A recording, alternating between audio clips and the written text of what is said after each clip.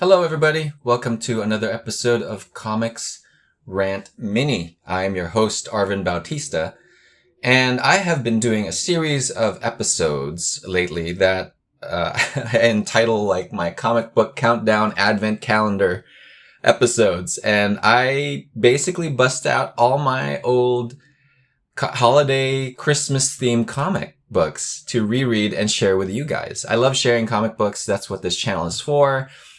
I'm not going to make a lot of money off of it, but I just want to share it. I just want to show you guys just how cool comic books are, wherever they come from, to be honest with you. So I hope you stick around for this series because I'm going to bust out some old books from my collection. And in this episode, we're going to talk about the world's greatest superheroes holiday special number 1. This is a 100-page comic book giant. This is like kind of old school, how they used to do it. I think it was 80-page giants back in the day in DC and Marvel. But this is a reprint of all sorts of stories. I picked this up from Walmart. It says it was printed in 2018, so it's been a while. But it's a bunch of reprints of old holidays, Christmas stories, to be honest with you. There's all these different Christmas special books. Except this first one is drawn by Brett Booth and written by Scott Lobdell. And it's a Flash Christmas story. And I think it's like 8 pages, which is kind of cool that they kind of have this little short in there. And then all the reprints are back here. And for our episode, we're going to talk about this one, which is Metropolis Mailbag, written by Dan Jurgens and drawn by Jackson Guice. Or Butch Guice. I guess he just goes by both. He's listed as both. Jackson Guice is super cool. I like his artwork. I think the first time I saw it may have been in Micronauts. And then in The Flash when it got rebooted after the crisis. So it's been a while. He draws in this very realistic style, but it's always very distinct to me. I can always pick it out. It's very good. I really like his stuff. I think he was on Deathlock too in Marvel. I could be wrong. That was awesome looking book too. Anyway, I love his stuff. So this is definitely a pick for me. The interesting part is I was a Superman reader, or I became a more consistent Superman reader after the Byrne run, but I was reading Superman from like Kurt Swan days, Elliot S. Maggin. That stuff rocked. But there are some parts of my collection, Superman collection, that are missing. I grew up in the Philippines. We moved to Hong Kong, and that's when I kind of had a little bit more access to these books. But it wasn't consistent. I would get them from these convenience stores, drugstores, and they would have like this magazine section, and it would be kind of sporadic. So, I mean, fairly consistent, I guess, because I was able to tune into a lot of the Superman stuff. But this is a issue of Superman that I missed. This is apparently printed before in Superman 64. And it's kind of cool. I'm not sure if you guys have that kind of experience with, I'm kind of old school, so I used to read these books on a monthly basis. But I read it for a good span of years. And you know, I was kind of catching up to the story, but again, like I said, I was missing a few things.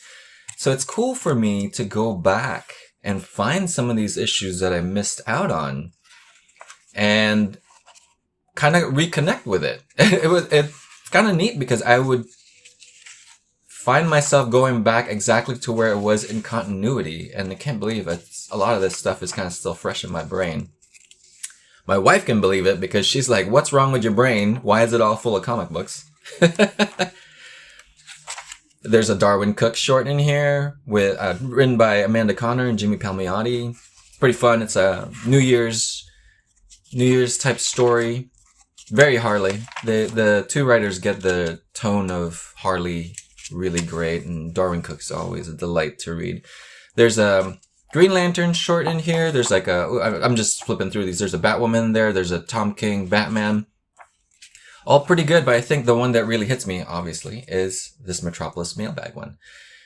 Anyway, it's a great story. It happens around Christmas time. December 23rd is what it says here. 2 more shopping days. And Superman goes to the post office once a year to check on his mail. Look at that. Superman, you're a slob. fix this place up. But he goes to the post office once a year, and he really dreads it because a lot of times it's requests for things that he can't actually follow through on, even though he would rather punch Darkseid in the face because that's a little easier to fix. He will get requests, and I believe the cover for this original issue was him reading this letter from a boy that was requesting him to save his dad because he was dying from a brain tumor. So yeah, it gets pretty deep. But it's great because it's a very humanizing story for Superman. And I really enjoy those. I love him kicking butt all the time too, by the way. But it's the man part of Superman that gets emphasized in this story. And Jackson Guice, I think, is just freaking phenomenal. Even when he's clocking in issues, this is like month in, month out. He's just gotta do things. The man can draw. So, did I say that before? The man can draw. So he can just bust out panels. And it'll look great because the man knows how to draw. Very cool story. Very good story here. I just passed this face. I just wanted to call it out. It's just so good. Look at this face. And then the Superman face is really good too. A lot of emotion. These are all just talking heads. Like, I just flipped through this. These are just talking heads. Him and Lois and, Doctor, he's just carrying things, flying around. And part of the story is about how why he kind of dreads this time of year is because he can't possibly answer some of these stories. I mean, it's good though, because it's basically 3 stories in one, and he responds to the letters, and one of them is helping these 2 sisters that were separated by the Holocaust. And so, there's like a million of these letters, but it's kind of crazy. Like, because this panel says it all, right? You're Superman, and you can't help a lot of the people sending you letters here. So it is a little sad for him. It starts off very sad. Now, what I've noticed when I've been going back through some of these books, I have like some Silver Age Superman books. I am a Superman fan. Silver Age Superman books, and it's him single back then. I still remember all those stories, and they're super fun. Super fun. Pun intended? Not really. But it's interesting to compare them to when he reveals his secret to Lois. So I enjoy these stories a lot. Like when he's with Lois, when he has a kid, he has a family. Maybe because I'm old, so I enjoy them a lot. So I can kind of relate to it more. And the difference that I can really see is in a few of those Superman stories, it's kind of sad. And before he's, engaged or Lois knows who he is, it's kind of sad. He has to shoulder the burden by himself. And in this issue especially, it's a good example of how he doesn't have to. Look at Lois in her fetching 90s attire with this big old Tiffany hat, whatever this is. It's great. She got shorts on. It's Lois, it's winter. Why are you wearing shorts under your trench coat? But you look stunning, so I'm okay with that. Really great panels here that Jackson got. His spotting of blacks just looks great. There's a panel here that I really love. So he's, there's a lot of this because he's kind of sad in a few of these, right? He's trying to help and he can't. By the way, it doesn't end sad. It's a Christmas story, so it ends happy. But look at this. That's great. I'm going to bump into my camera here a little bit. But that's a great... So this is when he first gets this letter about this boy and his dad who has a brain tumor. He wants Superman to super operate on his dad. Obviously, he can't do that. This is underpowered Superman, by the way. Where he can't just crush coal into diamonds. So he's reading this thing and he pulls back, and it's this great shot where it's all mostly in the dark. And it's such a great face. There's a lot of emotion going on here. Here's another one too with well, we went through a few of these. But so he solves that problem. It's interesting because there are so this boy's dad dies. Superman doesn't make it, right? Sad. Boy is very angry. It kind of gets resolved a little bit, right? In the best way you could possibly resolve something in like a couple pages. But the boy who died happens to be able to donate his heart to this other letter that Superman, to this patient who needs a heart transplant, which is another letter that Superman has in the pile that Lois actually mentions. And so he's able to act as a courier and actually talk to this family with the husband who died, the father who died, and ask them to donate the heart. And it's like this great story because Superman himself realizes that he still needs to do whatever he needs to do to help, right? He can just be down in the dumps all the time, but he still needs to help however he can help, even if it's any kind of small way, like, well, just reunited two Auschwitz survivors. And then in this case, he just saved this lady's life with this heart transplant. But in his mind, he feels that the real saving was actually from these two different families. He was just able to connect them. And just that small act makes him happy. The last story of this is the Daily Planet usually hosts all these orphans, I believe, at the office. There's always these stories that I keep stumbling on about orphans in offices. And they are low budget. Like they don't have any budget in the Daily Planet to actually give anybody presents. So it's interesting as I read all these old comics to see some of the issues and problems that we have nowadays were existent before. And I guess that could be depressing, but maybe I'm in a Superman hopeful mood today.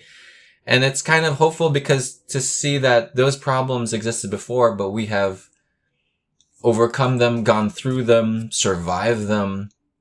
So maybe we can survive the next set of problems as well.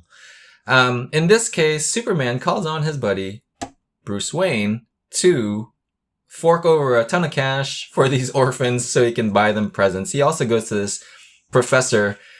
I'm not sure this guy is part of the cast in recent modern Superman stories, but he was this professor guy that can basically make anything. So I think he makes like this crazy sled or something. And then he also acts as Santa, the professor guy. And so at the Daily Planet, Superman is able to fly these reindeer that he got from the Metropolis Zoo. He's Superman, so he can be like, you got a couple reindeer I can borrow? And bring the presents to the kids. And it's cool because in this case, Superman dresses up in all black. It's nice when I read stories where Superman just kind of wants to recede in the back. You would think he shouldn't, but that's not who he is. So he doesn't want to take attention from what's going on here. He still wanted to spread like this Christmas magic to these kids, which is great. And then he gets home, he's happy, he's done all these small things, and then we come back into continuity. This is what kind of yanks me back into my time machine. And it's when he first finds out that his childhood sweetheart, Lana Lang, is getting married to his childhood buddy, Pete Ross. And I remember all that stuff. I remember all the plot lines that happened. I think because the 3 Superman books around this time were so connected. So the next book would follow it up. And I think the books came out like 3 a month. So there would be like at least 3 books that were probably just apart by a week or a week and a half that you could follow these stories with. And I think that's genius. It's a lot of work, but so I was able to still catch up, even though I never actually read this issue when I was a teen. Let's look at this Jackson Guice stuff again. So it's a great Christmas story. I really enjoy these holiday comics. I mean, I'm sharing these with you guys, busting them out. Really great artwork from Jackson Guice. You guys should follow him on social media. He posts up some of his stuff, but for the most part, he will post up artists that he looks up to, that he enjoyed. And a lot of them are like these old school newspaper strip artists that some of them I've never really heard of. A lot of them I've never really heard of, but it's so great when he posts them up and he dissects their work. And he's just always very happy to or excited to share like his love for these classic artists with whoever's following him. And you can kind of see it seep into his artwork. A lot of that great style that he has, which I think he's modernized, especially when I was reading his stuff, into his own work. But yeah, Jackson Guice is the man. Superman 64. And that's it for this. And let's just go back to this. Man, this page, this panel just reminds me of the old, like, I don't know, Modesty Blaze, or, these old school American comics. Was that American? That I used to read in the newspaper strips. Yeah, I'm old. Newspaper strips. I said newspaper. Great stuff. Hope you guys enjoyed it. Spoiled it a little bit, but it's definitely really like reading through all this stuff. Hope you enjoyed this episode of Comix Rant Mini. I'm your host, Arvin Bautista, wishing you guys Merry Christmas, Happy Holidays, Happy New Year, and come back for more Comix Rant episodes. See you guys next time.